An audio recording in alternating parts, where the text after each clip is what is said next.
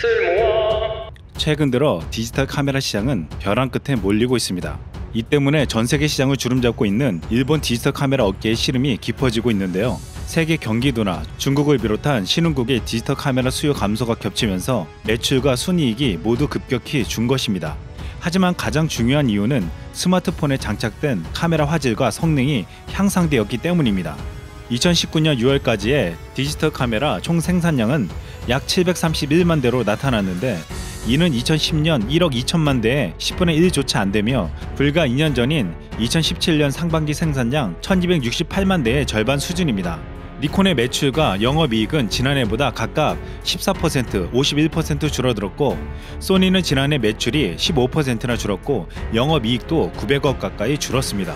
시장 맹주로 불리는 캐논 역시 매출이 17.8%가 줄었고 영업이익은 자그마치 72%가 줄었습니다. 여기서 일찌감치 디지털 카메라 사업에서 발을 뺀 삼성이 주목받고 있습니다. 삼성은 1990년대 말 디지털 카메라에 진출해 꾸준히 연구 개발하여 2010년엔 APS 미러리스 카메라 NX10을 출시했습니다. 성능 면에서 높은 평가를 받았고 일본 기업 브랜드에 공격적으로 도전하며 기대하게 했습니다. 하지만 2017년 삼성은 돌연 사업을 완전히 접었습니다. 스마트폰의 보급이 확산되고 스마트폰용 카메라 성능이 좋아지면서 디지털 카메라에 미래가 없다는 것이었습니다. 대신 삼성은 그동안 축적한 기술로 스마트폰용 이미지 센서 연구에 집중하기 시작합니다. 이후 삼성은 세계 모바일 이미지 센서 시장 1위 소니를 맹추격해왔습니다. 그리고 2019년 8월 일본이 삼성의 반도체 소재로 경제 보복을 해와 발목을 잡으려 할 때 삼성은 소니도 엄두조차 못 냈던 세계 최초 1억 800만 화소 이미지 센서를 발표합니다. 소니를 더욱 충격적이게 만들었던 것은 그동안 소니 이미지 센서를 쓰던 중국의 거대 스마트폰 기업들이 삼성 이미지 센서를 선택한다는 것이었습니다. 일본 카메라 업체들이 뒤늦게 위기에 봉착하고 대규모 구조조정을 실시하며 카메라 사업부 매각설까지 나올 때 삼성은 웃고 있었습니다.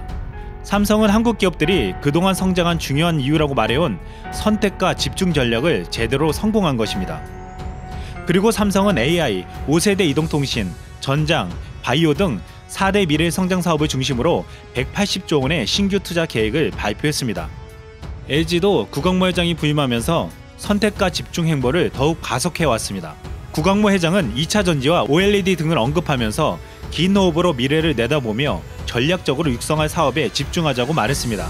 과감하게 LG전자는 연료전지 사업을 청산했고 LG 디스플레이는 일반 조명 사업을 철수시키는 등 사업구조 개편을 추진했습니다.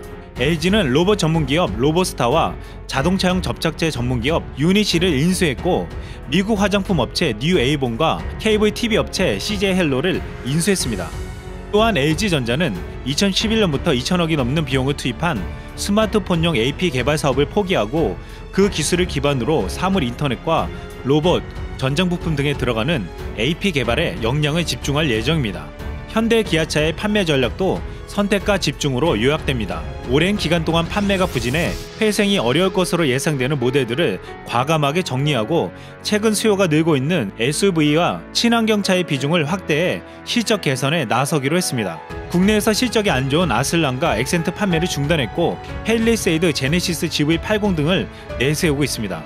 또한 자동차 시장의 성장이 정체되고 있는 미국과 중국의 대안이 될 만한 새로운 시장을 개척하기 위해 성장 잠재력이 큰 인도와 동남아시아 공략에 나섰습니다.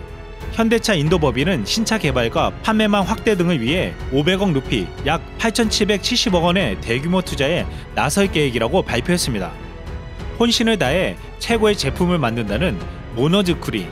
이 일본 특유의 장인 정신은 일본 제조업체들을 세계적으로 인정받게 만들었고 부품과 소재 산업을 최고로 만들었습니다. 일본 기업들이 세계 최고를 자부하며 안주할 때 한국 기업들은 선택과 집중하며 놀라운 속도로 따라갔습니다. 일본 기업들은 내수 시장을 기반으로 안정적으로 경영할 때 한국 기업들은 세계 시장을 대상으로 공격적으로 투자했습니다. 결국 한국의 많은 기업들은 일본을 뛰어넘어 세계 최고의 자리로 향해 가고 있습니다. 이상 쓸모왕이었습니다.